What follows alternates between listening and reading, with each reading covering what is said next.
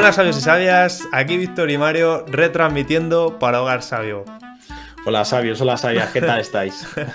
Bueno, hoy venimos con un episodio diferente, con una entrevista más. Y bueno, esta vez nos hemos decantado por Noemí Carro. Sí, Noemí es una chica a la que hacía tiempo que queríamos entrevistar.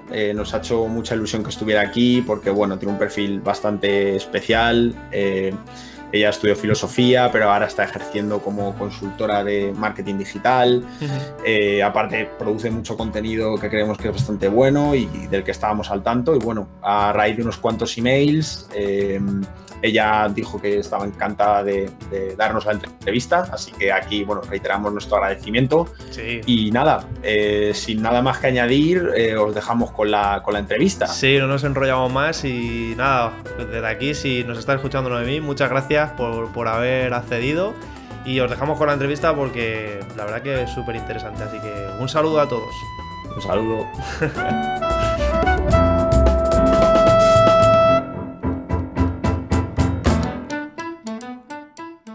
Desde nada, Noemí, yo quería agradecerte tu tiempo por haber aceptado nuestra invitación, por haberte unido a la entrevista aquí en Hogar Sabio. Y nada, quería preguntarte, antes de eso, un poco cómo te conocí a través de las redes sociales y dar a la gente el contexto necesario. Básicamente, yo estaba en Twitter y seguía a un hombre que se llama Marcos Pérez, que es bastante activo en el tema de las inversiones, y vi que retuiteaba muchos de tus mensajes en Twitter. A partir de ahí, me metí en tu perfil, vi que tienes una web y me metí en la web y, lo primero que captó mi atención, que imagino que te lo habrán dicho ya 2 millones de veces, es que, estudiaste filosofía. Ahora nos contarás más un poco de ese tema, si te parece, pero además ejerces como consultora freelance en redes sociales, en marketing digital, etcétera, etcétera. Entonces, la primera pregunta de rigor sería, ¿quién es Noemí Carro? Y, pues eso, ¿qué te llevó a estudiar filosofía? ¿Qué te llevó a ejercer como consultora en redes sociales y demás? Pues Noemí Carro es una persona patológicamente curiosa. Nivel, mis padres odiaban las 3 horas que nos separaban desde un pueblecito de Valladolid donde viví parte de mi infancia hasta Asturias, que yo soy asturiana, porque todo el viaje era Noemí preguntando ¿y por qué?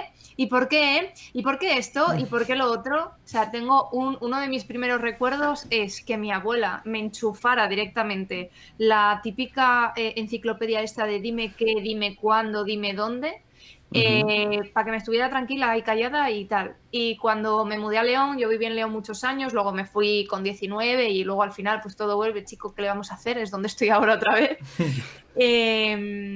Íbamos caminando por el centro de León y León es uno de los pocos sitios que tiene edificios construidos por Gaudí, ¿vale? Está Comillas y todas esas cosas por ahí por Cantabria, León, Astorga y poquito más. El resto están todos dentro de Cataluña. Y vamos contando, digo, bueno, Noemí, ¿y qué te parece el edificio? No sé qué, no sé cuál.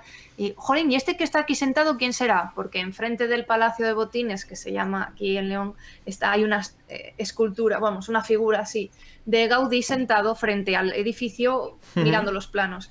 Y digo, mira, mamá, ese es Gaudí, que murió atropellado por un tranvía. Y yo tenía 7 años, ¿sabes? Joder. Y me había comido entera la enciclopedia, entero tal. O sea, ¿quién es Noemí? Si me tengo que definir una frase, una curiosa patológica, pero desde siempre. Además, me encanta, me encanta. Y eso es lo que hace que pues en un momento de mi vida decida estudiar la carrera de filosofía. No fue la primera carrera que empecé a estudiar. Dejé una carrera a la mitad. ¿Cuál dejaste, por curiosidad? Finanzas. Ah, finanzas. Sí, mira, Pues cuando... vaya salto. De hecho, yo tenía muy buen expediente cuando me gradué, tuve matrícula de honor en bachillerato. Y esos mensajes que te dicen que, jolín, tú con las notas que sacas, ¿cómo vas a acabar siendo profesor? O Ya. profesor de filosofía, para más INRI, porque yo dudaba entre historia o filosofía, ¿no? Y esa frase al final caló. Y cuando tuve que decir, dije, bueno, como yo una cosa que tenía muy clara es que en este mundo había venido también para intentar tener un poder adquisitivo medio alto, mejor que medio bajo, digo, pues me meto en finanzas, me monto una historia para ser broker, ¿vale? Y entonces trabajo pocas horas al día y el resto lo puedo seguir dedicando a estudiar, que es lo que me apetece, ¿sabes? O sea, ese era el planteamiento, te hablo de 17 años, ¿vale? O sea, hace muchos. y desde allí yo estudié esos 2 años, luego me di cuenta de que no merecían el sacrificio, de que no estaba a gusto y que me hacía infeliz. Y con el segundo mejor expediente de la carrera la dejé y me fui a hacer filosofía. Con el segundo mejor. Vaya salto, ¿eh? Vaya de un lado a otro. No era una cuestión tanto de notas, sino ¿Y cómo fue quizá vocacional, ¿no? Imagino. Perdona, Mario. ¿Cómo fue filosofía? Quizás por esa cosa que supongo que le pasa a la gran mayoría, que es en un momento en el que estás estudiando, llevas mucho tiempo cumpliendo, haciendo lo que hay que hacer, como que se te planteó esa cuestión de ¿por qué hago esto? ¿Qué es lo que yo siento? ¿Qué es lo que quiero hacer? ¿O por qué fue ese salto hacia la filosofía? Pues más que por el sentimiento de que estuviera quemando la mecha del deber, ¿no? De la obligación, porque yo sabía que ese no era mi sitio. Y es que yo me iba a dormir y yo sabía que ahí no quería estar. Entonces, ¿para qué? De hecho, mira, yo me acuerdo perfectamente del momento en el que decidí dejar la carrera. Habían salido los primeros parciales, yo soy de la primera generación de Bolonia, y habían salido los primeros parciales del primer cuatrimestre. Y tenía, pues no sé si era un 9 y pico en un examen o algo así publicado en el tablón. Y en lugar de ir con todos mis amigos, grupo de amigos que habíamos aprobado todos y tal, a celebrarlo, no les dije nada, me di media vuelta, me cogí el coche, volví a casa, me senté en la cocina, le dije a mi madre, mamá, voy a dejar la carrera. Claro, porque la siguiente pregunta después de esto es ¿qué dijo tu entorno? ¿Que te apoyaron, no te apoyaron? ¿Cuál era tu situación en ese momento? Mira, yo estaba tan deprimida y pasándolo tan mal realmente y tan enfadada continuamente, ¿sabes? Que lo primero que me dijo mi madre fue, jolín, me alegro. O sea, imagínate, ¿eh? Y yo seguía sacando muy buenas... ¿Sabes qué pasa? Que la dinámica era que, bueno, aparte de que yo había empezado a currar en cuanto entré en la uni y tal, yo me pegaba, asistía al mínimo para que te contara la asistencia, ¿sabes? Y me pegaba un palizón increíble 2 semanas antes de los exámenes.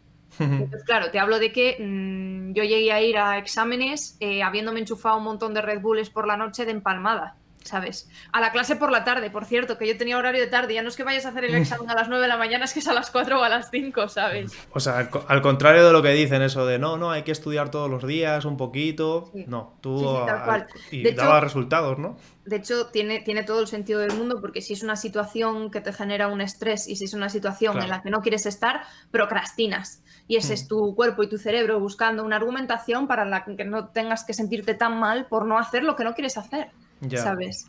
Claro. Y esa era un poco la dinámica. Total que mi entorno reaccionó bien. Me aconsejaron que intentase aprobar las asignaturas que me quedaban ese semestre y tal, y luego pues ya me iría. No les hice caso con fiscalidad y ahora me arrepiento en la vida adulta, pero bueno. y nada, me fui, estudié la carrera, saqué a curso por año, me fui de Erasmus, me tiré un año allí, estuve a punto de quedarme en Bélgica, que es donde la estudié. Pero claro, tú piensas que yo iba 2 años más tarde, ¿no? Yo entré cuando ya tenía 20, además cumplo en verano, y mis compañeros de filosofía tenían 18 años. Y cuando me voy en tercero de carrera a hacer la Erasmus, se me plantea la posibilidad de quedarme.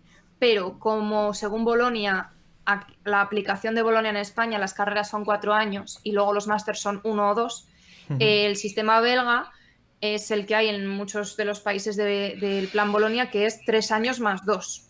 ¿Vale? Entonces, para yo tener el equivalente al grado allí, que no es exactamente, es el bachelor, ¿vale? El BA, yo tenía que hacer, si yo ya estaba en mi tercer año de filosofía, 5º año de universidad, ¿vale? En total, yo tenía que hacer 2 años más por las convalidaciones. Entonces, mira, no me pareció justo para mis padres, que eran quienes estaban sufragando al 95% aquello que yo estaba haciendo, quedarme a terminar allí. Cuando luego, con el grado de aquí, podía irme a hacer un máster allí perfectamente en filosofía política, que era lo que más me interesaba en ese momento, ¿no?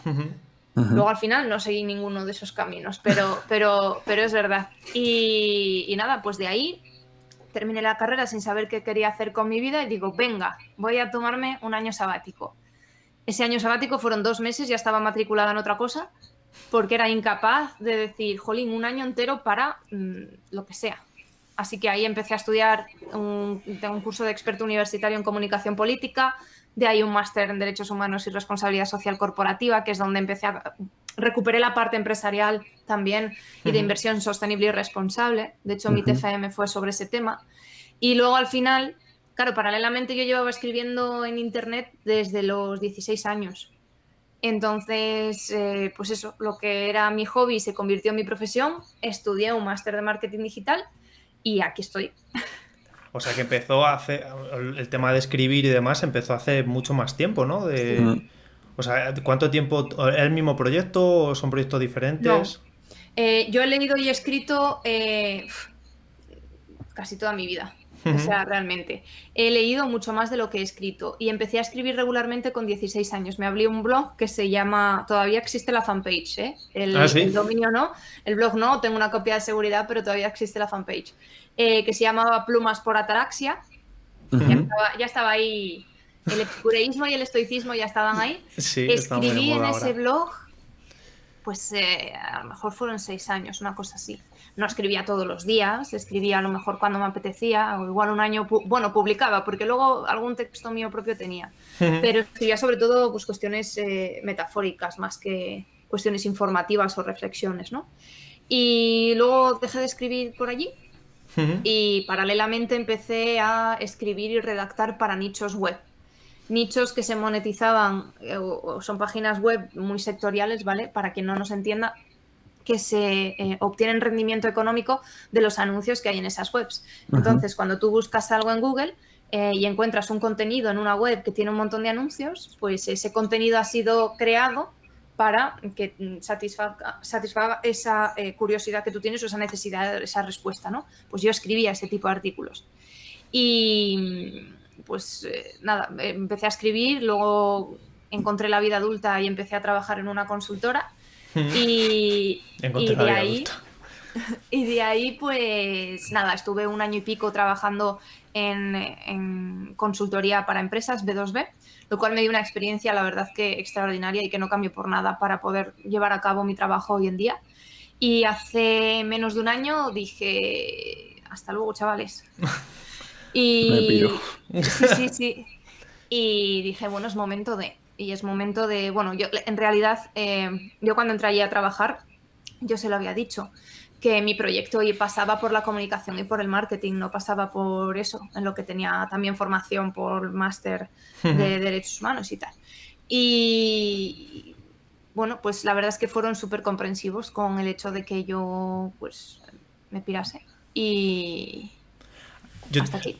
Yo tengo Bueno, perdona, Víctor, dile. No vamos a Sí. No, nada, de lo que has comentado, hay algo que. Bueno, hay varias cosas con las que me identifico bastante.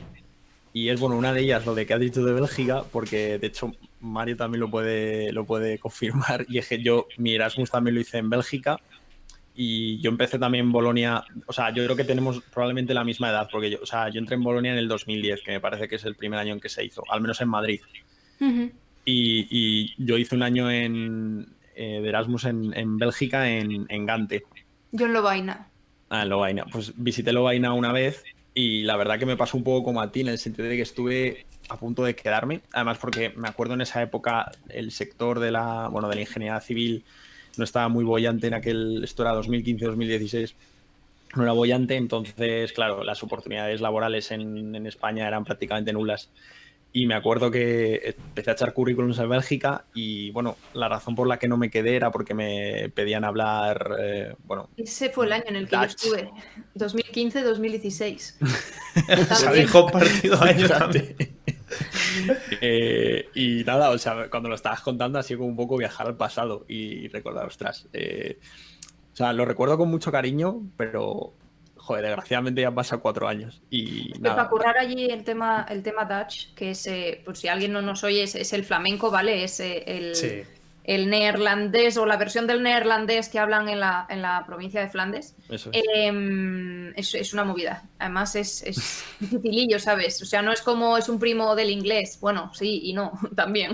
Y además que tampoco, o sea, yo me acuerdo que, joder, tengo esta mentalidad de decir, si vas a un sitio... intentar aprender el idioma, no tanto por decir, porque luego me pueda servir en un futuro, sino es un poco como, bueno, al final ese sitio te acoge, es una manera de, creo que de integrarte a un nivel un poco más profundo. Y lo intenté aprender, pero no, es que no me dejaron. Me acuerdo que en mi universidad me dijo, no te puedes coger tantos créditos, ¿sabes? Y al final no hubo manera. Pero sí, fue una pasada. O sea, yo lo estudié en inglés. Yo estudié el programa internacional de la Universidad Católica de Lovaina en inglés. Y de hecho todos los másters y todo a lo que yo estaba solicitando o pensando solicitar plaza eran en inglés. De hecho volví y no sé decir una palabra en Dutch. O sea, pero es que absolutamente nada. Luego la verdad es que cuando me fui de allí me daba un poquito de vergüenza. Pero eso sí, me fui con un C1 prácticamente de inglés y volví bilingüe, que es lo mejor que le puede haber pasado a mi capacidad lingüística. Sí, pues supongo como contigo, ¿no, Víctor? Porque, sí, es igual, o sea, yo me fui... Fue una experiencia parecida, ¿no? Fue todo, o sea, yo busqué desde el principio, claro, sacarme todo en inglés porque el Dutch era algo inasequible. Y es verdad que en su momento, cuando me fui para Bélgica, sí que pensé en ir, digo, bueno, a lo mejor que caiga en Bruselas o en la parte más de Valonia, que es la parte francesa, y digo, porque, o sea, tenía un nivel muy, muy bajo de francés, pero digo, oye, pues mira, a lo mejor esto me sirve para subirlo un poco. Pero nada, o sea, yo en la universidad en la que estaba yo se llamaba Jugend y nada, estaba en Gante, entonces era o inglés o Dutch, no había otra. Y un poco para seguir con la carrera universitaria y demás, a mí tengo la pregunta de qué tal fueron los resultados en filosofía. ¿Fuiste también tan buena o te diste un poco de aire o...? ¿Qué va? Yo si hubiese solicitado una beca al doctorado me lo hubieran dado seguro. O sea que fueron buenos, ¿no? Sí. Qué curioso, qué curioso. A ver, nos lo imaginábamos, yo creo, ¿eh? Sí, la verdad que sí. Esa pregunta ya tenía respuesta. Además que a mí me gusta muchísimo la filosofía, unas partes más que otras. Disfruté extraordinariamente de estudiar filosofía del lenguaje y lógica y además me las estudié al volver de la Erasmus porque con los créditos que me convalidaban los que no, al final yo me planté en cuarto de carrera con 90 créditos pendientes. Para el que no conozca el sistema Bolonia, es 1 año y medio. Es una barbaridad, sí. ¿Vale? Bueno, pues yo mi cuarto de carrera hice 1 año y medio. En 1 año estuve al pelo de un calvo de perder la cabeza, pero lo saqué y además saqué manteniendo la media y tal, saqué muy buena nota en el TFG y esas cosas. Y al final lo conseguí. Pero hubo un momento ahí en ese mayo... junio antes de... Claro, porque yo también ese año jugué mucho con las convocatorias, porque como tenía créditos pendientes de tercero, no me dejaban presentar el trabajo de final de carrera hasta julio, ya el último cartucho, ¿vale? Y yo hubo un momento en mayo y junio en que dije, jolín, ¿y si he hecho un semestre más, solo un semestre más para terminar y lo termino todo guay y tal? Y yo creo que antes de terminar en mi cabeza la frase, ya estaba diciendo, no, esto hay que pelearlo aquí a muerte, ¿sabes? Y al final lo saqué. A día de hoy no sé si te diría que hubiera esperado un semestre más. Luego pasaron otras cosas en mi vida muy buenas a raíz de estar ya de vuelta en León, ¿no? Porque aunque yo soy asturiana, estudié en la Universidad de Oviedo, mi familia vivía en León entonces volví a casa de mis padres. Y luego pasaron cosas muy buenas, pero no lo tengo yo claro de que volviera a pagar ese precio, ¿eh?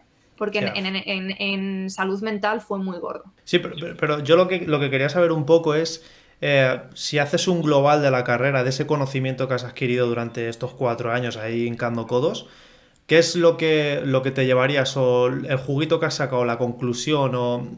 Es una pregunta demasiado extensa quizás para responderla aquí en tal, pero un poco ¿qué es lo que más te llamó de la filosofía? Has dicho antes algo de la lógica y demás, pero ¿qué es así lo que más te llamó así de la carrera? Cuando terminé segundo de carrera me vine con mis compañeras de piso a León a salir un día, ¿no? Y tal, y recuerdo estar tomando unas cervezas a la puerta de un garito. Ahora no puedo tomar cerveza, primero porque ya no bebo alcohol y segundo porque soy celíaca, sorpresa. Bueno, las es sin gluten, ¿no? Pensaba que ibas a decir por el coronavirus. No. Y comentábamos, digo, jolín, es que nos dimos cuenta del cambio que había operado en nosotras dos, en particular en esta conversación, y es que ya no veíamos la vida de la misma manera. Primero, yo soy una persona muy exigente moralmente, ¿vale? En particular con la gente que está a mi alrededor. Soy muy exigente moralmente conmigo misma y muy exigente también con los demás. Y esa exigencia durante gran parte de mi adolescencia se transformó en un juicio. En a lo mejor el otro que se comporta de otra manera no es tan bueno como dice ser o no es tal, era una cuestión casi condenatoria, ¿no? Y conforme estudié filosofía y me di cuenta de que había tantas formas razonables de argumentar cosas de manera tan distinta, caí en la cuenta de que juzgar no me iba a hacer mejor y que no tenía ningún sentido, que era una estrategia errada, que era una intuición errada, y dejé de juzgar tanto a la gente. Hasta el punto en el que a día de hoy me importa lo que haga, vamos, nunca jamás juzgué a lo que hacían mis amigos con su vida y lo que decidían hacer y sus planes de vida, etcétera, etcétera, pero es que a día de hoy me importa la opinión de muy poquita gente, muy poquita, porque sé que no son vinculantes para eso. Y luego, a nivel técnico, pues el haber estado completamente, o sea, continuamente sometida al hecho de tener que descifrar planteamientos de personas diferentes, la lectura de libros arduos, ¿vale? Sí, sí. Ese tipo de cosas, sí. Pero vamos, que no es lo mismo, no sé, leer a Hannah Arendt que leer a Heidegger o a Husserl, ¿sabes? Que te estalla la cabeza. Ya. Y como encima yo, que soy una filósofa bastante más de la escuela analítica, es decir, el mundo anglosajón, que la escuela continental, pues Sí. Entonces aquello era como que te estallaba la cabeza y es normal, ¿sabes? Pero sí me ha permitido, primero, desarrollar mi pensamiento lateral y mis capacidades lingüísticas. Y eso hacen de mí, yo creo que mejor comunicadora. Y una persona más empática y con mayor capacidad para detectar lo que quiere la persona que tengo delante. Y eso me beneficia desde el punto de vista profesional, ¿no? Como marketera. Y la lógica me ha hecho tener muchísima ventaja. La lógica y la retórica, ¿no? En parte también, pero muchísima ventaja hablando y discutiendo.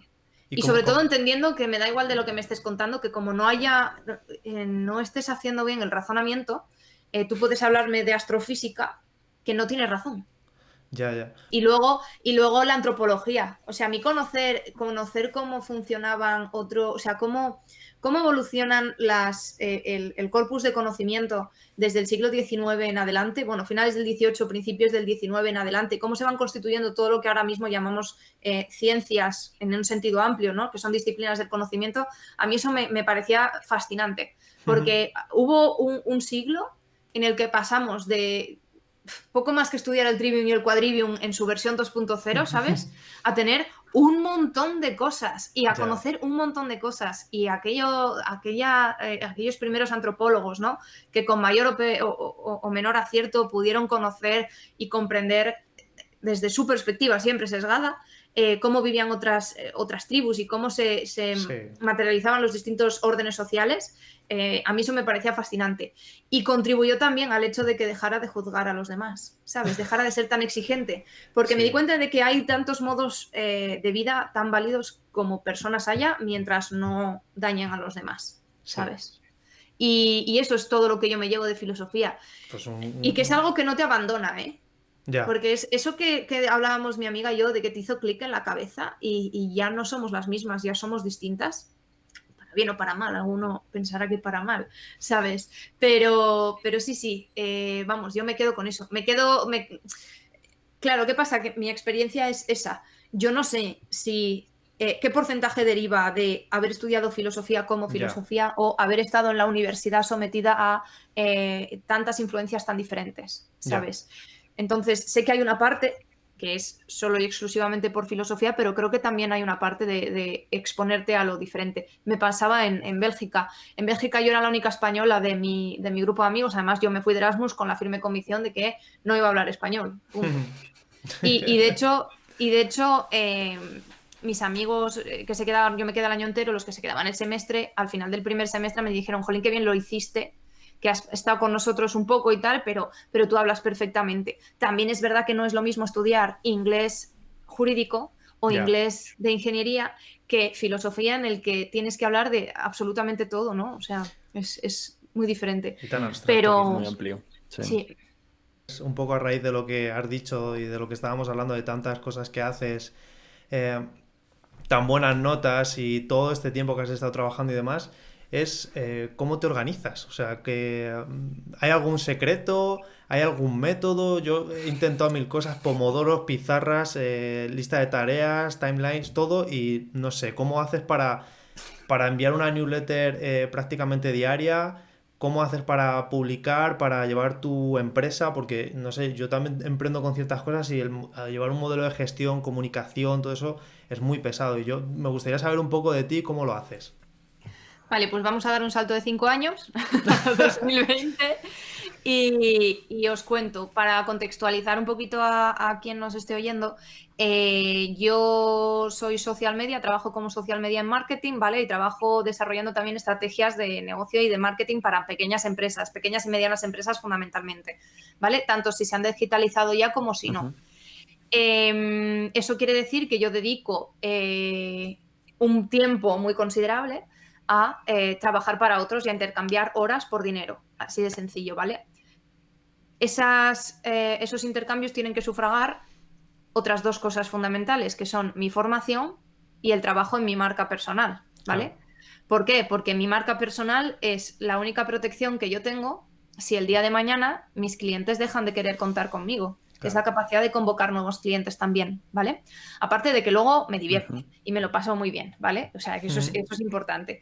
Pero ese es el sentido que tiene. Y luego la formación. Trabajo en un sector en el que la formación es imprescindible en tus competencias como más importantes, pero también siendo un sector tan cambiante en el que la forma de consumir en el mundo digital varía tanto y, o sea, evoluciona tan rápido. Esa parte es innegociable también. Entonces, claro, yo tengo que dedicar a lo largo de la semana muchas horas a muchas cosas. Claro. ¿Eso cómo te organizas? Pues te organizas también trabajando más horas que la media, no te voy a mentir. Y decir lo contrario sería mentir.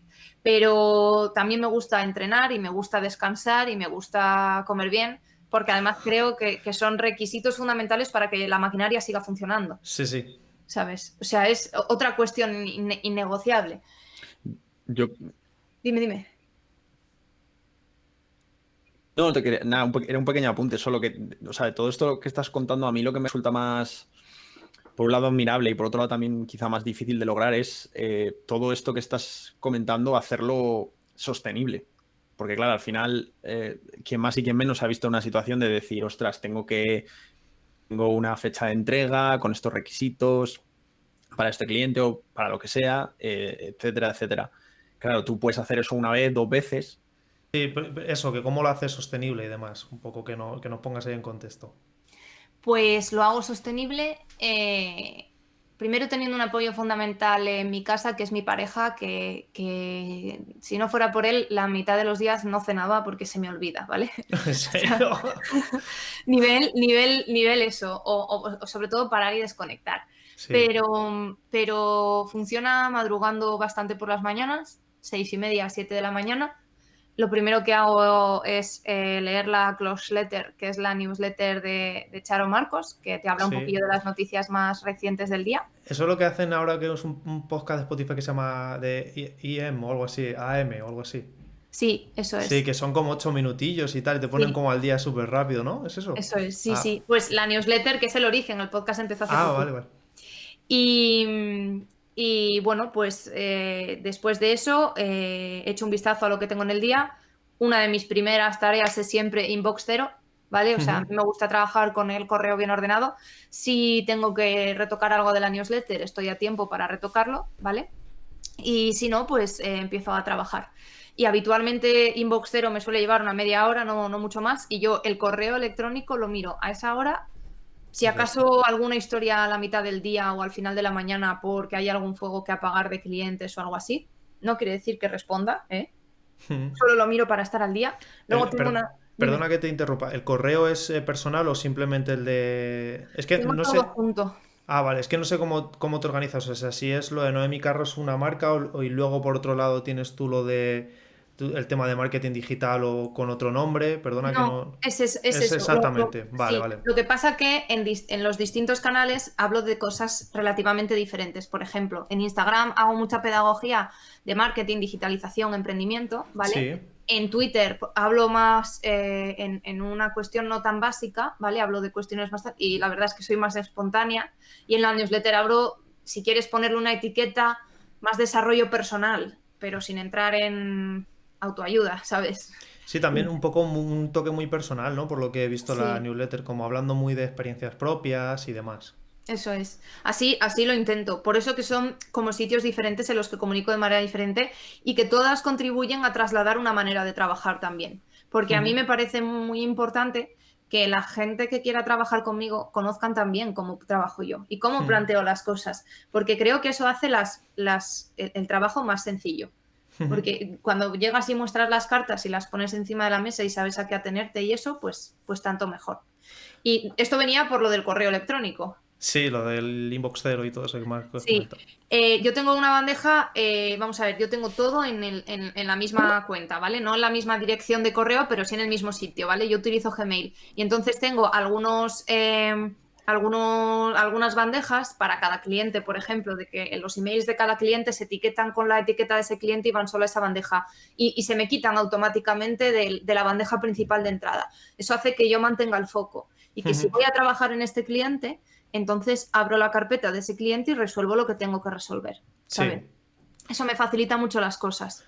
O sea que así un poco, porque estoy aquí tomando un poco de notas.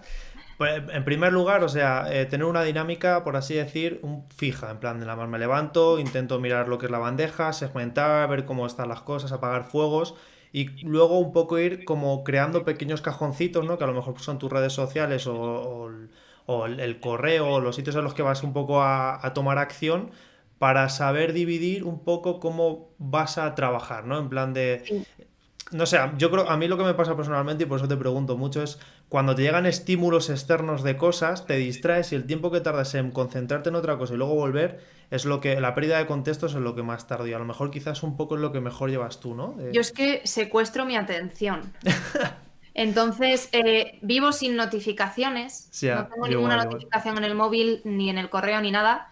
Tengo bloqueado todas las redes sociales en el móvil la mayor parte del tiempo y lo que hago es utilizar las versiones de escritorio cuando estoy trabajando y cuando no, pues no les hago caso y ya está. Y si alguien necesita algo, que me llame. ¿Cómo es ese refrán que dice si es de ley volverá a llamar? Pues eso, ¿no? Sí. Y, y intento protegerla sobre todo también de esos cambios de estímulo, de esos cambios de atención. Por eso trabajo con mis clientes con un calendario de contenidos planificado a un tiempo muy largo, ¿sabes? Para publicar en sus redes, lo cual no resta flexibilidad. Oye, mira, tengo tal, porfa, no, pues claro, sin ningún problema. Pero yo sé que tengo capacidad de reacción y que tengo tiempo, ¿sabes? Aparte de que no utilizo herramientas de comunicación que sean perjudiciales para mi atención. Véase WhatsApp. WhatsApp y negocio, out. ¿Sabes? O sea, Ah, no, sí, no sí. tienes grupos con clientes ni Innegociable. nada. Vale, vale. No, innegociable. Además, yo todo por correo electrónico o trabajo con Notion y si necesitan dejarme algún recado, a mí me llega notificación y cuando estoy trabajando con Notion abierto veo todas las notificaciones y resuelvo en función de jerarquía de urgencia y de importancia, ¿vale? Eso es lo que me facilita. Sobre el cómo me organizo en el día y cómo desarrollo luego el trabajo del día, hago un poco trampa, porque yo suelo, como la mayor parte de mi trabajo es relativamente recurrente, es Sí. decir, son cuestiones mensuales que yo sé que todas las semanas tengo que dedicar un ratito a cada uno de mis clientes, ¿no? Y para hacer más o menos las mismas tareas, algunas son las mismas tareas todas las semanas y otras veces son la misma tarea la primera, la segunda, la tercera y la cuarta Sí. semana del mes, ¿vale? Entonces, eso me permite saber que yo tengo que dedicar X horas a ese cliente, me permite jugar con time blocking, que es guardar esas horas, ¿vale? Para ese Franjas cliente de en mi tiempo, ¿no? agenda. Quizás. Eso es.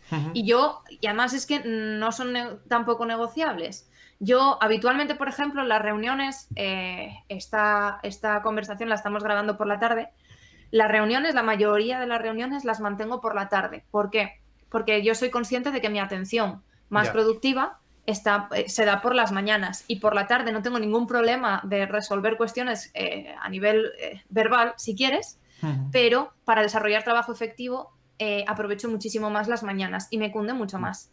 Entonces, cuando intercambias tiempo por dinero, aprovechar bien ese tiempo es importante, Claro. porque ahí el último margen de rentabilidad está en optimizar los procesos, ¿sabes? Entonces, eso es un poco tal. ¿Qué pasa? Yo trabajo con time blocking o bloqueos de tiempo o con mi agenda vista semanal. Sí. Con eso guardado, tengo un CRM propio montado en Airtable que diseñé yo donde tengo, ¿Sí? sí, donde tengo Joder. todas mis tareas por cliente. Cuando yo empiezo una tarea, hago tic a una casilla, cuando termino otra, hago tic a otra casilla, se me cuentan las horas automáticamente, controlo lo que me lleva todos los procesos de todos los clientes, los que van por horas o no van por horas, de todos. Y luego también conozco mi rentabilidad por cada servicio y mi rentabilidad para cada cliente, por hora trabajada. ¿Por qué? Porque esa parte de la que muchos emprendedores se olvidan, sobre todo gente que ofrece servicios como freelance, que es fundamental, es la de mantener la marca y seguir formándote. Claro. Si yo no tengo controlado exactamente qué rentabilidad tengo, puedo estar en pozos en los que algunos servicios o algunos clientes me están consumiendo un montón de horas en las que pueden poner en peligro la sostenibilidad de mi proyecto en las condiciones en las que a mí me apetece tenerlo y en las que yo creo que deben tener, ¿sabes? Entonces ese es el tema. Trabajo así y nada, intento guardar un día, o sea, un ratito todos los días, al menos 4 veces por semana para hacer algo de deporte. Y los fines de semana sí que es verdad que se comen el grueso de la formación y de la lectura. Así, o sea, aprovechas tu tiempo libre, por así decir, bueno, los fines de semana para seguir formándote, seguir aprendiendo. Sí, si necesito no encender el ordenador un día, no lo enciendo. Pero eso me da igual que sea un lunes, un martes o un domingo, ¿eh? O sea, si llega un momento de tal... Es la suerte de todas las desgracias que hay en emprender, esa es la suerte, ¿sabes? Sí. Pero lo intento hacer así y sobre todo intento escucharme mucho. También funciono con un sistema en el que recurrentemente intento cambiar un poco el contenido de trabajo de esa semana. Intento dedicar una de cada 6 semanas más o menos a formación o a tareas más creativas o a centrar, ¿sabes? Cuando dentro de lo que cabe la organización de mi trabajo intento hacerlo así. Y sí, evidentemente utilizo los fines de semana porque si no sería imposible hacer absolutamente todo lo que hago. Ya, y una pregunta así que tengo yo, además, a nivel así un poco por experiencia, es la comunicación con los clientes. A mí personalmente es algo de lo que más me agota o más tiempo le dedico, porque muchas veces, además tú como has hablado de que manejas un poco la comunicación y demás, ¿cómo le transmites al cliente lo que es necesario para él? Porque muchas veces que ellos te piden algo que han visto y creen que es necesario para ellos y te piden a ti lo mismo y a lo mejor no encaja con su modelo de negocio. Entonces una de las cosas que a mí me merma mucho y me cansa es explicar a los clientes las cosas que realmente necesitan como profesional, o sea, como persona que te están pagando para eso, decirle, no, es que quizás necesitas más esto. Entonces, un poco cómo lo haces tú, no sé si me he explicado bien. Pues yo recupero a Sócrates y en lugar de decir, pregunto. Sí. Y pregunto, y pregunto, y por qué. Hasta que ellos se dan cuenta, ¿no? Hasta que ellos son conscientes de que a lo mejor esa parte que les estaba centrando su pensamiento, a lo mejor es más amplia de lo que estaban considerando. Y les pongo otros ejemplos de otras cosas que podrían hacer, ¿no? Por ejemplo, el que me viene y me dice que es que quiero hacer no sé qué con mis redes sociales o quiero hacer que no sé qué tal. Primera pregunta, ¿tienes recursos? ¿Tienes tiempo? ¿Tienes capacidad de? ¿Sabes? O... Sí. Luego cosas como, es que una inmobiliaria que venía y decía, es que mira lo que está haciendo mi competencia, tienen no sé cuántos seguidores en Instagram, no sé qué, no sé cuál, y te pones a mirar las visitas a su web y menos del 1% proceden de redes sociales. Es una estimación, si no tienes la web propia todo son estimaciones, pero aún así, esas redes sociales están ahí para distraerte a ti como competencia. No están ahí para generarles volumen de negocio. Pues la verdad, no. Sí, o sea que lo utilizan un poco más para que lo que es la empresa en sí se centre en que hay otra empresa que compite con ellos y luego realmente no hacen nada, por así decir, más que eso, que ensuciar, eso lo digo, ¿no? yo. Tener redes sociales tendrá otro tipo de beneficios para ellos en concreto y lo habrán estudiado y lo valorarán. Pero lo utilizo casi más como chascarrillo para que ellos comprendan que se están fascinando, ¿sabes? Que se están yendo del tema, al menos bajo mi criterio privado, personal, ¿no? Luego hay otro tema y es que hay que comprender muy bien, creo que el otro día hablaba de que una persona, un buen profesional en marketing tiene que ser capaz de traducir a la persona que tiene delante, al cliente, lo que puede hacer por él, independientemente de cuál sea el nivel en el que estén, tanto si es un pequeño autónomo como si es una multinacional, ¿vale? Y una de las partes importantes para comunicar bien a los clientes es también entender que ellos carecen del criterio técnico que tú tienes Claro. y que tu misión también es hacer valer ese criterio técnico y Sí. esa capacidad de comprender la realidad desde tu perspectiva como profesional. Entonces, empoderarlos de alguna manera a través de una información completa y un análisis y que ellos sean capaces de ver de que tu razonamiento tiene sentido con esa información de la que tú dispones, que además la puedes ver en un pestañeo y ellos tardarían un montón en ver, pues estando más fácil. Y además eso refuerza positivamente la confianza que tienen tus clientes en ti. De hecho, a mí me ocurre continuamente cuando desarrollo estrategias como producto para una empresa, ¿vale? Una estrategia digital, y empezamos haciendo una auditoría y luego vamos viendo un DAFO, un diagrama de debilidades, amenazas, Sí. fortalezas y oportunidades, ¿vale? ¿Qué vamos a hacer con cada una de esas debilidades, amenazas, fortalezas y oportunidades? ¿Cómo lo vamos a hacer? ¿Con qué recursos? ¿En cuánto tiempo? ¿Qué vamos a decidir a ver para ver si estamos en la senda correcta o no lo estamos? Cuando yo hago todo eso, no hay un solo negocio en lo que llevo trabajando que después de hacer una estrategia mantenga al 100% la dirección del negocio que tenía antes de hacerla. Ya. ¿Por qué? Porque muchas veces cuando tú estás metido en tu proyecto, me da igual que sea empresarial que no lo sea, no eres capaz de ver con facilidad lo que otros sí que pueden ver. Incluso aunque fueses un marketero super pro y tuvieses una empresa que flipas, no verías lo mismo que un consultor independiente. Entre otras razones porque no sois las mismas personas, ¿sabes? Claro. Entonces, yo creo que el punto de inflexión a lo mejor está ahí también. Pues muy También eso creo... Perdona. Dale, Víctor. No, iba a decir eso, que también eso yo creo que es como una muestra de que se está añadiendo valor, ¿no? Es decir, si tú después de poner en común esa estrategia con el cliente todo siguiera igual, al final dices, bueno, ¿para qué, sabes, para qué lo voy a hacer, ¿no? El hecho de que se cambie algo, a mí al menos me dice como, ostras, pues es que a lo mejor había cosas que no se estaban haciendo bien y ahora podemos cambiarlas. Sí, también te digo, si yo me encontrase en la situación en la que el cliente llega a una conclusión con la cual yo estoy de acuerdo después de hacer todo el proceso de la auditoría y la estrategia, primero no le diría lo contrario y segundo creo que sería positivo aún así haber seguido haciendo esa estrategia porque te da un enfoque sistemático a cómo estás tú como negocio, ¿vale? Y mucho más amplio. Entonces, es posible que encuentres una información que hasta entonces estabas obviando o a la que no le estabas dedicando suficiente atención y que a lo mejor refuerce esa línea que quisieras seguir. Porque la estrategia no solamente nos da lo que quieres hacer con tu negocio, nos da también el cómo y cómo lo vas a aplicar. Y entonces, a lo mejor no eras consciente de que tienes un contacto súper guay para poder desarrollar esta línea de negocio, que puedes establecer una sinergia para que la penetración en este mercado te resulte muchísimo más sencilla. Y esto, traducido al cristiano, viene siendo tu prima Loli también está pensando en abrir una panadería y tú haces tartas artísticas. No Ya. lo sé, ¿sabes? Entonces, hasta que no te sientas y preguntas, bueno, ¿y qué gente te resulta interesante? A ver, ponte aquí a pensar y no sé qué, ¿sabes? Ya, buscar un poco el target, segmentar, ver qué es lo que necesitan, quién te está visitando, Eso es. cómo pasean por tu página, qué comentarios dejan, todo ese tipo de cosas. Es que no te imaginarías la cantidad de gente que no sabe exactamente qué tipo de persona le compra. Ya, sí. Y además ahora, hoy día con las webs, o sea, te metes en Analytics, en Google y puedes saber género, intereses, edad, país, el idioma que habla, desde dónde viene. O sea, es que se pueden obtener un montón de datos que no se suelen usar. Así que, bueno, para eso hay gente como tú, un poco para ayudarles. Además, se pueden hacer auténticas virguerías ahora en el mundo digital. Sí. Dale, Víctor. Vale, bueno, yo, por decir, el tema del orden de las preguntas se ha esfumado por completo, pero bueno, por continuar, en uno de los emails de tu newsletter, o sea, a partir de 2 emails distintos que enviaste, o sea, encontré como un nexo y quería comentártelo a ver cuál es tu reflexión.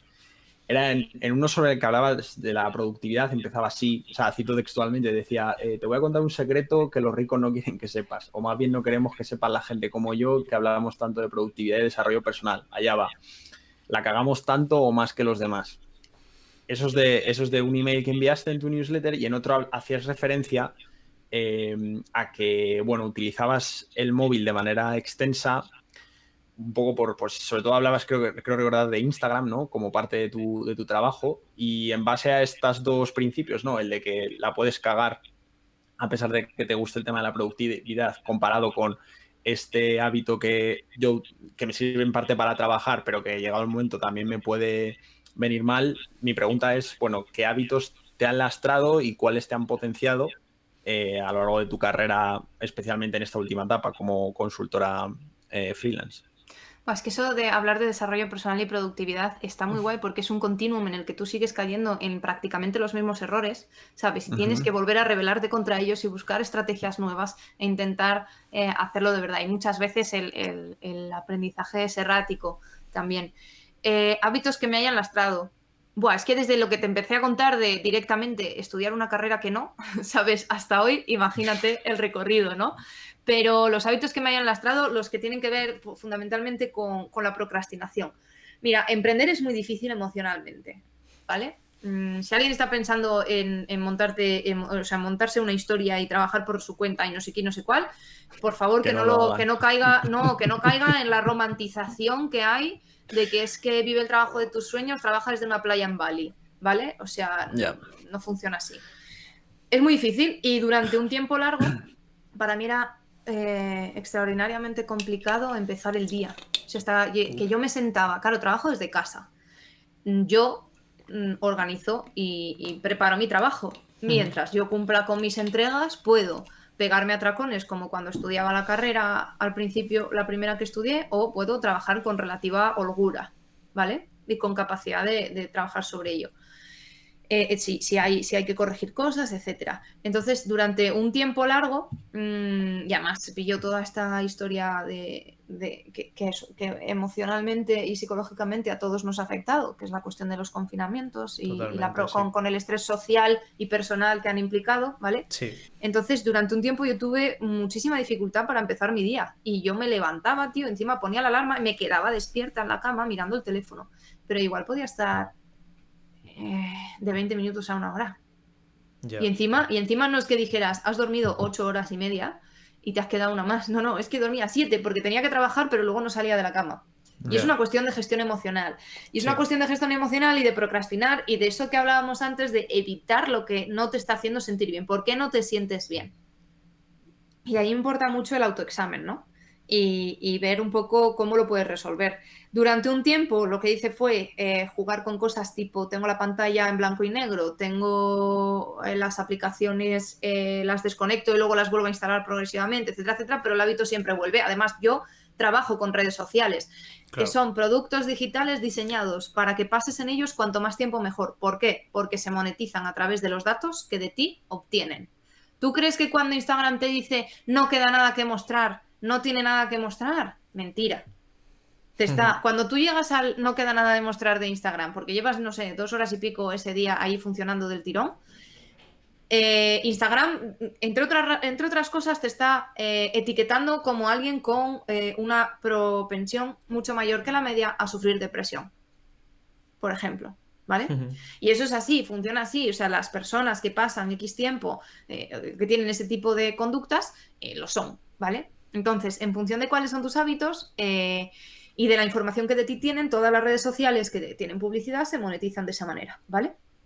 Con lo cual, estamos en un mundo en el que nos sometemos a estímulos continuamente y en las que desarrollar hábitos perjudiciales para tu atención es lo más sencillo del mundo.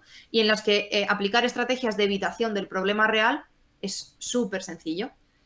Y fue desde ahí, desde aquellas newsletters, que entonces sí que lleváis un tiempo suscritos, hasta ahora que directamente las bloqueo y vivo mucho más feliz y mucho más tranquila, pues ha habido todo un proceso, efectivamente. Pero sobre todo a nivel de claridad mental. Y lo noto mucho más, ahora que llevo 1 mes y medio con esta historia.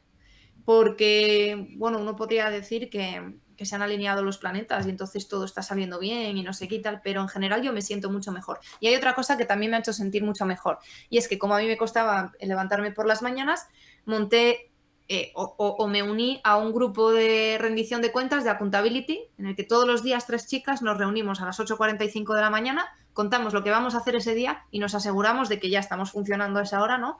Y que vamos a intentar descansar un poco al final del día. Adivina quién es la que menos lo cumple, pero funciona muy bien, bien para salir de la cama y para tal. Y ahora es muy sencillo levantarme súper pronto, o sea, mucho antes de lo que me levantaba antes. Claro, es que una de las cosas que a mí me está pasando con el tema del confinamiento, bueno, del teletrabajo, es que, a ver, puedes engañar en cierto modo, porque, y más si eres tú la dueña de tu negocio, porque es un poco de, puedo ponerme a trabajar cuando quiera, entonces tienes que tener como unos hábitos y una rutina, una forma de actuar muy fija, muy en plan de no, a las 8 me levanto y empiezo a trabajar. Entonces, me llama mucho la atención de eso del grupo este que me has comentado. ¿Cómo es eso? O sea, ¿sois conocidas o has sido a través de Sí, sí, mira, yo estoy en estoy en varias, pero estoy en una comunidad online que se Sí. llama Sin Oficina y que es para freelance, gente que trabaja desde cualquier lugar del mundo y tal, y Ujú. mola mucho. Además, formo parte del equipo de Sin Oficina y una de las cosas que tiene es una sala que se llama Deep Work. Entonces, todos los días, si quieres, te metes en esa sala, es una sala de whereby de hasta 12 personas, conectas tu cámara y la regla es que tienes que estar en silencio y trabajando, pero tienes como compañeros de oficina, estás gente que está conectada contigo con su cámara haciendo sus historias en el móvil, o sea, en su ordenador, que Mm. puede parecer una fricada que alucinas, No, pero para nada. desde ahí yo he pasado de sentir que trabajo sola a sentir que tengo compañeros de trabajo, a preguntar, oye, ¿qué tal te va esto que dijiste por el chat del otro día que no sé qué? ¿Sabes? Ya sentir. Y es prácticamente una familia. Sí, Bueno, sí, pues sí. dos chiquitas de Deep Work, pues, y yo montamos esta historia y lo que hacemos es que, pues eso, nos reunimos simplemente, nos dimos cuenta de que nos podía venir bien a las 3, un día que nos quedamos hablando en esa sala hasta las 1000, y dijimos, venga, pues vamos a por ello. Y Eso, llevamos 2 meses y pico ya. Y yo ahora mismo, o sea, noviembre de 2020 es fácilmente el mejor mes de 2020. Toco madera porque este año es oye, maravilloso. pues nos alegramos muchísimo, la verdad. Y este hábito me ha dejado con el culo torcido. Yo estoy flipando, en serio. O sea, he visto muchos canales en YouTube, muchos Twitch y mucha gente, youtubers que sigo, que hacen horas de estudio. En plan, de nos conectamos todos, hacemos como Estudia pomodoros y. conmigo, sí. Claro, Jaime Altozano, este youtuber, a mí me gusta Ujú. mucho de música, hace como eso en Twitch. Y digo, habrá gente que lo haga, pero claro, ahora lo veo así desde un punto de vista, pues que me ocupa un poco a mí y tal, y es como, hostia, o sea, pues sí, sí tiene sentido. No sé, me ha dejado, me ha molado mucho, la idea, qué guay. Pues está muy guay. Sí. Y la opinión de las tres es que es algo muy positivo para las tres. Además, estamos hablando 10 minutinos o 15, ¿sabes? Tampoco, a veces nos extendemos un poco más, pero luego ya cortamos y venga, ya nos contamos al final del día, Sí, ¿sabes? os tomáis un típico café, hacéis el típico Sí, break, sí. O sea, lo que se puede hacer en una oficina, que era pues bajarte a tomar el aire o tal, un poco así. Joder, eso es. ¿Y cómo llevas el tema de, o sea, más allá de esto, cómo llevas el tema de trabajar en casa durante todo este tiempo, ya como profesional, como persona que trabaja desde casa siempre? Aparte de este hábito, de esto que nos has comentado, ¿nos puedes dar a lo mejor algunas nociones o algunos recursos más para gente un poco más novel como nosotros? Bueno, yo lo que llevo mal es que me han chapado los gimnasios y no puedo ir a entrenar. Ah, ya. Y para mí entrenar, bueno, aparte de que salir a entrenar era como prácticamente lo único para lo que salía de casa. Sí, Y bueno, a veces vas y te tomas un café, aunque luego está complicadillo. Salir y pasear, salir. desconectar, apagar. Yo soy muy afortunada. Yo tengo una habitación exclusivamente para trabajar. Bueno, menos el armario, obviamente, ¿vale? Pero funciona solo eso. Entonces, con la dificultad que tiene que gran parte de mi ocio también es digital, entonces puede ser a Claro. través de mi ordenador, desconectar esa parte es dificililla, pero que salgan a pasear, a más, sin cascos, sin podcast que hay que aprovechar todas las horas y todo el rato, sino Sí, a estar con uno sí, mismo, tío, ¿sabes? sí. Es que estás un montón de tiempo con un montón de gente, pseudo estás, porque están en internet, Ya, ¿sabes? Pero con uno mismo no estás, macho, ya. ¿sabes? Y te quieres relajar 5 minutos y sentarte ahí a ver la vida pasar, literalmente, ¿sabes? Sí, a escuchar en plan, ¿qué está diciendo la mente de Noemí? O sea, esa Buah, eso vocecilla que no te lo resuena. recomiendo, ¿eh?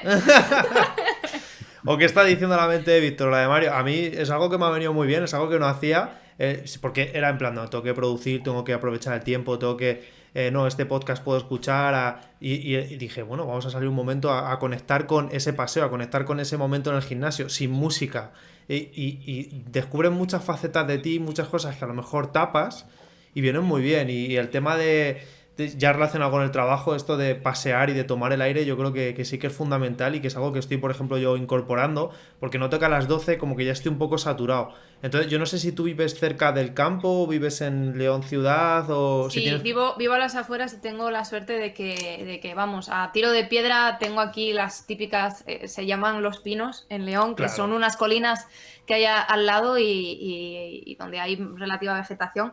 Pero de todas maneras, para mí lo mejor es irme a la montaña de León. León tiene claro. una montaña excepcional, excepcional. ¿Pero lo haces a diario No, o...? Ah, no, vale, vale. no, no. Dependiendo de la temporada, algún fin de semana. En invierno Hmm. alguna raquetada toca, porque aquí hace frío, chavales. Sí, sí, sí, sí. Y toca nieve y esas cosas, pero la disfruto muchísimo, muchísimo. ¿Pero a diario Hace, sueles pasear o Menos simplemente de, es...? menos de lo que me gustaría. A diario mi desconexión habitual es entrenar en el gimnasio. Hombre, ahora sí, ahora cada vez que tengo que ir a hacer cualquier recado, y eso que llevo a las afueras, intento ir caminando dentro de lo razonable, o al menos en monopatín, vamos, en el patinete eléctrico, que también hace que tengas que estar focalizando la atención en conducir, ¿no? Esa suerte de meditación de alguna manera, como cuando conduces sin radio ni nada, ¿sabes? Sí, pues Que sí. vas en piloto automático. Y bueno, pues es interesante, pero sí, la idea es esa, es desconectar y dejar de tener ruido constante. Sí, es que eso es lo que yo por lo menos siento, porque ya es que el estímulo llega al bolsillo. O sea, antes era una llamada, pero es que ahora es un mensaje de WhatsApp y lo difícil es, porque las redes, como decías tú, están hechas para eso, para que nos mantengamos viendo cosas y para que estemos enganchados, porque al fin y al cabo nosotros somos el producto de esas empresas.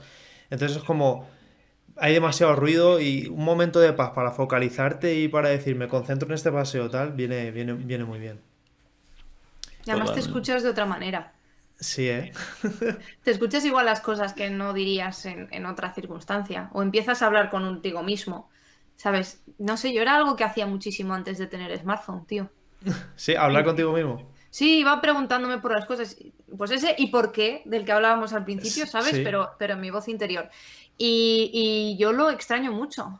Bueno, por no hablar luego de cómo ha perjudicado nuestros hábitos y a nuestra atención, y que ahora cojamos una novela que podíamos haber leído hace 10 años con relativa holgura y que ahora nos resulta insoportable, ¿eh? Totalmente. Sí, además habla mucho de eso de desintoxicación digital y demás, porque el hecho de concentrarnos en una novela o en algo que antes sí se podía, ahora es prácticamente imposible, porque estás acostumbrado a vídeo, focos, luces, colores, estímulos y te vuelves loco. Pero sí. Yo lo he Tal notado cual. además con esto que acabáis de comentar justo aquí hace nada, lo del tema de leer, era como que, joder, yo me acuerdo con 14, 16, 18 años devorar, o sea, devorar libros y ahora es más como notas que te cuesta, notas que incluso a veces se convierte un poco, en mi caso, un poco una obligación de decir, no sé si es porque no estoy teniendo mucha suerte últimamente en los libros y caen libros mucho más densos que antes y entonces eso hace que sea más, lo intente evitar un poquillo, ¿sabes? Diga, "Ay, si tengo que leer, sé que me viene bien, En este pero verano no... leí Lector vuelve a casa, que es de Marianne Wolf, lo editó Deusto. Y bueno, es una mujer que se ha dedicado a investigar un poquillo cómo funciona el hábito lector, la importancia que tiene el hábito lector en los niños y en los adultos y tal. Ujú. Y una de las cosas que cuenta es que ella, que empezó a leer clásicos de muy jovencita, tuvo que enfrentarse a una de las obras de Hermann Hesse Eh, para hacer la prueba, ¿vale? De Ujú. cómo se sentía. Jolín, pues no sé si era Siddhartha, ahora mismo, la obra en concreto, no lo sé. sí. Yo dejé solo leído El lobo estepario, bueno, audio leí y tengo los cuentos de amor de Hess, que son una joya. Pero bueno, ella comentaba que esa era como de su obra favorita, ¿no? Y Ujú. hizo la prueba de intentar pararse a leerlo, llevaba más de 10 años sin releer esa obra y no fue capaz. Y Ya. entonces hizo el experimento. Bueno, un experimento con muchas comillas, porque método científico poco, porque te estás Simbólico. analizando a ti mismo, ¿no? Pero Sí. entonces hay Ya. sesgo sí o sí. Pero ella decía que, bueno, que lo que hizo fue forzarse a leer sin distracciones durante 15 minutos primero y luego un poquito más de tiempo, y que encontró que a las 2 semanas le resultaba más sencillo ya concentrarse y que pudo terminar la lectura con mayor facilidad, pero que le costó romper ese hábito 2 semanas. Ya. Eso es una barbaridad. Por no hablar de que en 10 minutos que vuelvas a tener el teléfono cerca o que vuelvas a estar hiper sometido a estímulos, volverás a necesitar esas 2 semanas, ¿eh? Sí, la verdad que sí. A veces la pregunta es si estás dispuesto a renunciar a ese esfuerzo de las 2 semanas otra vez para volver a meterte en tal. Otra vez volviendo un poco a Sócrates, ¿no? En plan de preguntar, ¿no? Preguntarte. En plan de lo Eso haría, siempre no lo está haría. bien. Sí. Es Sócrates y bueno, son los estoicos también que a mí me gustan mucho y es reflexionar activamente y obligarte a pensar todos los días si estás más cerca de quien quieres ser, si estás haciendo las cosas como te gusta o no y hay cosas que hay que cambiar. Está muy de moda ahora el tema del estoicismo y demás. No lo conozco, sinceramente, pero me están bombardeando un poco. También he visto algo que has escrito en alguna newsletter sobre eso también. Y estoy un poco perdido en plan de qué es esto del estoicismo, por qué suena tan bien y por qué hay gente que habla tan bien de ello, no sé. Pues es porque, como todo lo que tiene que ver con desarrollo personal estalla en Estados Unidos, ¿vale? Y 2-3 años después viene aquí. Hay un tipo que se llama Ryan Holiday, que él lleva mucho tiempo divulgando sobre estoicismo de una manera muy sencilla, no habla de la filosofía estoica en sí, sino de la aplicación en tu día a día que pueden tener algunas cosas del estoicismo, en particular lo que le viene bien a él en ese momento, ¿vale? Porque la filosofía estoica tiene varias partes, entre ellas explica cómo funciona el mundo y cómo es el mundo, ¿vale? Pero tiene una aplicación práctica en cómo se debe vivir la vida y cómo debemos acercarnos a la felicidad, ¿vale? Muy útil. Que en algunas cuestiones también hermana con algunas filosofías orientales, ¿no? Y con otras cosas. Bueno, al final son herederos de Sócrates. Los estoicos nacen en torno al siglo V aproximadamente antes de Cristo. Son herederos de la escuela cínica, que igual. Luego es gracioso porque al castellano hemos mantenido epicúreo, cínico y estoico. En cosas completamente diferentes de lo que eran ellos, ¿eh? Pero bueno, son herederos de los cínicos y los cínicos eran unos tíos que eran sumamente mordaces a la hora de señalar las faltas que tenían en su vida sus colegas griegos en Atenas. Y de allí, luego Zenón de Citio acabó fundando su propia corriente, ¿no? Que es el estoicismo, versionando lo que hacían los cínicos y retomando de nuevo a Sócrates, ¿vale? O a los herederos de Sócrates. Y la aplicación que tiene a la vida diaria y que además es útil hoy en día, a pesar de que tengan 2500 años de antigüedad, deriva del hecho de que ellos piensan que el sentido de vivir la vida es intentar ser feliz. Ser feliz, pero claro, su definición de felicidad es muy propia, ¿no? Es perfeccionándote a ti mismo y acercándote a ser alguien mejor, ¿no? Cada día. Entonces, tienen una serie de consejos muy útiles sobre cómo gestionar lo que deseas y cómo asegurarte de que estás deseando para ti y deseando en tu vida lo correcto para que no seas nunca esclavo de ese deseo y nunca te frustres realmente porque no puedes conseguir algo o que no te duela que otros te insulten o que realmente no tengas ansiedad porque seas consciente de lo que puedes controlar y lo que no. Y es súper interesante. Sí, además nosotros, que te lo puedo comentar, Víctor, hace poco hicimos un podcast sobre el deseo porque lo vimos en Sapiens, el libro no me acuerdo cómo se llama el escritor. De Harari. Sí, hablaba del deseo en plan de dejar de desear es dejar de sufrir, decía algo así. Y una de las preguntas que teníamos preparadas para ti era eso, además, en plan de ¿qué representa para ti el deseo? ¿Cómo llevas el deseo en tu vida? ¿Te causa esta ansiedad? ¿Eres capaz de poner tus deseos en una lista en la que no estén todo el día apareciendo delante de ti y te estén incomodando ser feliz, por así decir? Pues un poco eso, queríamos saber. Bueno, pues es una pregunta extraordinaria para la que o no tengo respuesta o la respuesta es demasiado no. sencilla, ¿no? No, me refiero a que mira, yo tengo ambiciones muy sencillas en la vida. Yo quiero vivir en el campo, tener hijos si Dios, la naturaleza, el logos provee o lo que toque, ¿vale? Pero quiero vivir en el campo, vivir una vida tranquila y sencilla y poder dedicar tiempo a los míos, a mi familia, a leer, a aprender y a pasar por esta vida de la forma más tranquila y más serena posible, ¿vale? Escucha, otros quieren montar un Tesla, no lo sé. Me parece muy guay, ¿sabes? Pero no es mi asunto. Y entonces mis deseos se dirigen hacia eso. Y como mi prioridad y mi mayor deseo es vivir una vida de una manera mejor y más tranquila y disfrutarla y seguir siendo feliz, pues intento que poco a poco todo eso pase. Ni me obsesiona cuando no lo consigo, ni me obsesiona los fracasos o los pequeños errores o los pequeños problemas que puedan ir surgiendo. En general no suelo tener problemas con lo que deseo. Suelo tener más problemas con el juicio que hago sobre mí misma, con lo exigente que puedo ser, ¿sabes? Pero en general lo que deseo no me parece tan problemático y no me frustra no conseguirlo, porque de alguna manera esa cuestión tan estoica de preocúpate solo de lo que puedes controlar y de lo que no te preocupes, ¿vale?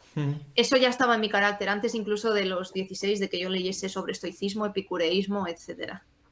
O sea que, por así decir, un poco, quizás el problema está en ponernos unas metas o unos objetivos demasiado difíciles y no ir construyendo en base a lo que tenemos presente hoy día, ¿no?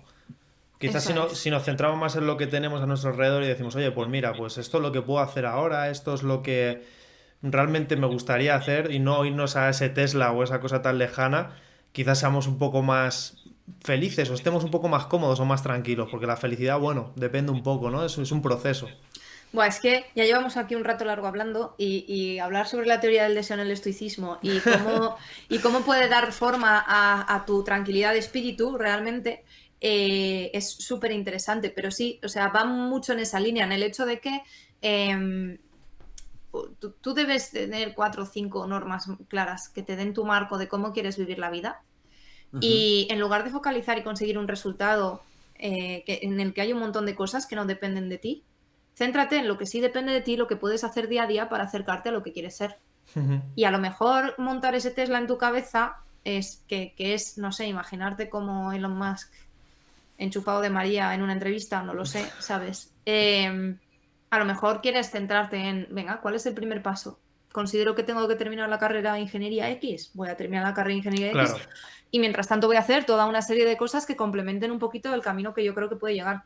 Pero Sí, sí. eso es centrarte en el proceso más que en el resultado, porque el proceso propio tiene valor y muchas veces es mucho más importante que el resultado final. Si te centras en el resultado final, es imposible que no te genere ansiedad, porque estás pensando continuamente en ese 10 que quieres sacar, en esa cuestión que quieres terminar, pero no en el proceso. Sí. Y además, algo muy importante, perdona, algo muy importante que has dicho sobre el tema del proceso y demás, creo que lo mencionamos en el episodio anterior, en el del deseo que ha comentado Mario. Y, o sea, yo, bueno, no sé si lo has leído, pero te lo recomiendo. Hay un libro que sacó, bueno, no es suyo, pero no sé si conoces a un autor, bueno, autor es inversor y demás, que se llama Naval Ravikant, Sí. no sé si te suena. Sí. Pues sacó hay un hombre que se llama Eric Jorgensen que recopiló todas las entrevistas que hizo por podcast y demás, y se llama The Almanac of Naval Ravikant, y Sí, ahí sí. tiene justo una parte de ese, o sea, lo tiene dividido en dos partes, ¿vale? La parte más de como de riqueza, no entendida únicamente como económica, y luego la parte de deseo. Y yo a raíz de eso, que también lo comentamos Mari y yo en ese episodio anterior, hablaba mucho sobre el tema de evitar tanto el obsesionarnos por la felicidad, de que a casi todo el mundo que tú le preguntes va al final a decirte, no, mi objetivo es ser feliz, no es algo como que se ha universalizado mucho. Pero a mí me parece que es un objetivo un tanto escurridizo en el sentido de que la felicidad como tal te suele evadir. O sea, yo creo que es más como una consecuencia de decir, mira, voy a tener como objetivo pues estar, lo que has comentado antes, es pasar por la vida de una manera tranquila, de una manera serena, de una manera equilibrada, y el resultado de eso sí puede ser la felicidad, pero no fijarte la felicidad como el objetivo número uno.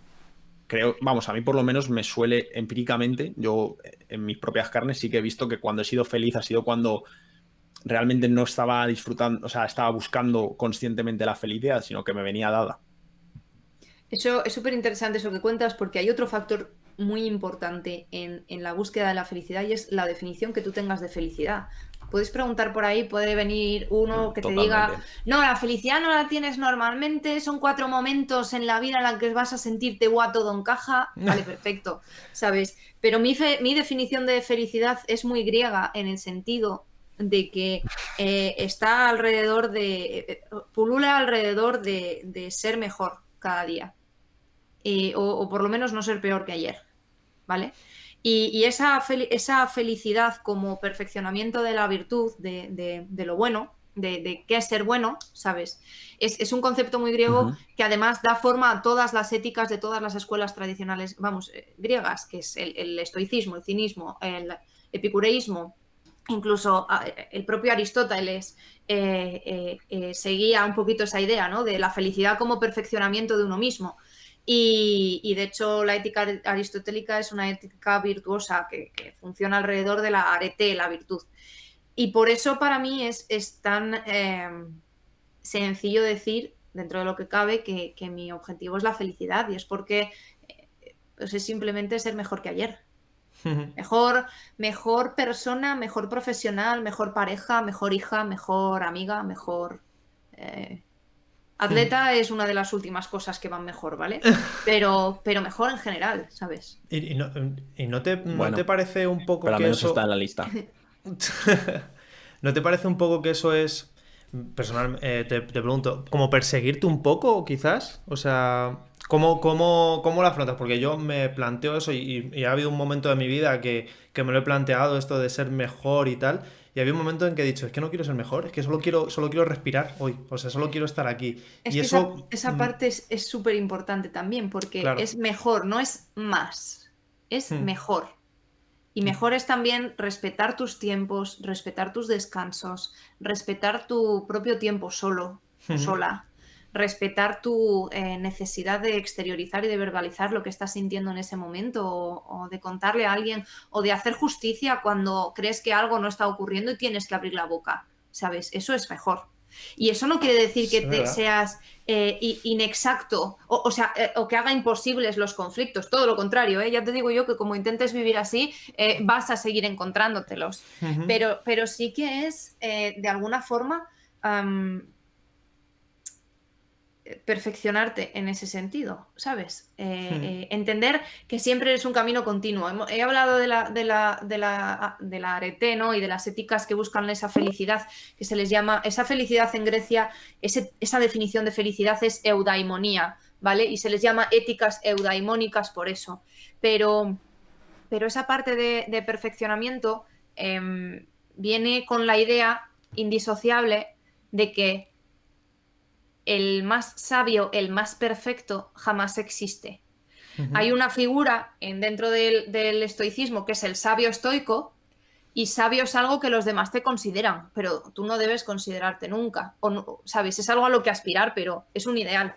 Cuando se habla de Séneca o de Marco Aurelio, como grandes sabios estoicos, nunca jamás verás que en sus escritos haya trascendido que ellos se lo consideraban. Podían ser más o menos, ¿cómo se dice? Ególatras en alguna parte o narcisistas, ¿no? En alguna parte, pero el fundamento del perfeccionamiento en el estoicismo es saber que es algo a lo que caminas, no a lo que vas a llegar. Sí. Me ha parecido, o sea, yo eso me lo llevo, lo de mejor, como lo has dicho, no más. O sea, me ha encantado. O sea, a mí sí. Ha sido la respuesta que necesitaba, por así decir.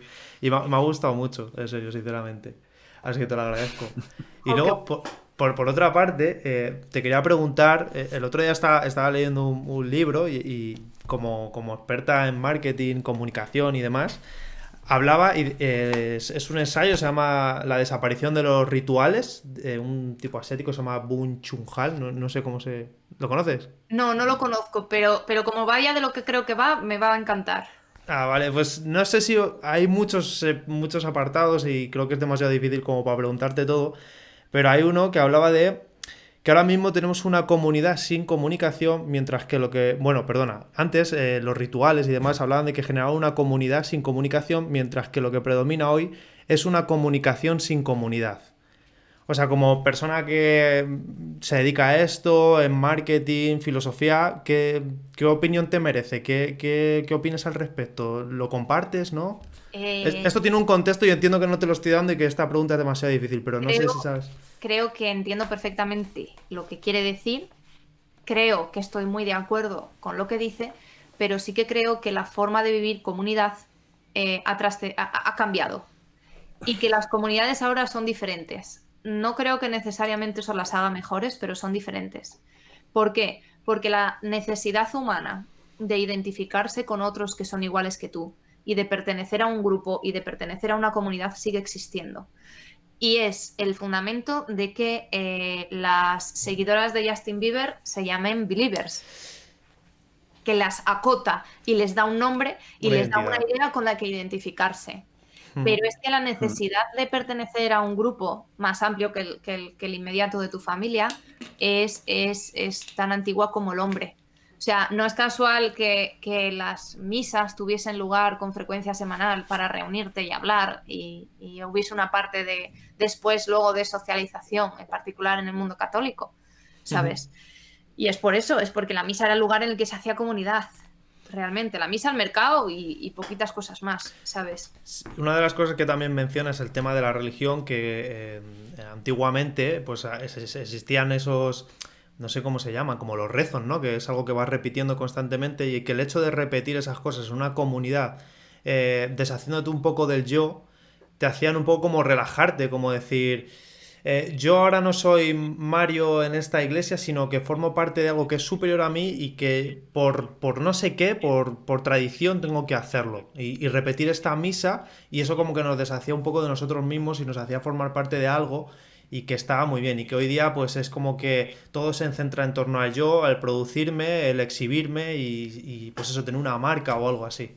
Y no sé un poco cómo lo concibes tú y demás. Es tal cual eso. El rezo es una forma de meditación. Claro. La mayoría de nosotros no conocemos mucho la historia del catolicismo, lo cual es una pena, por cierto, pero hay una parte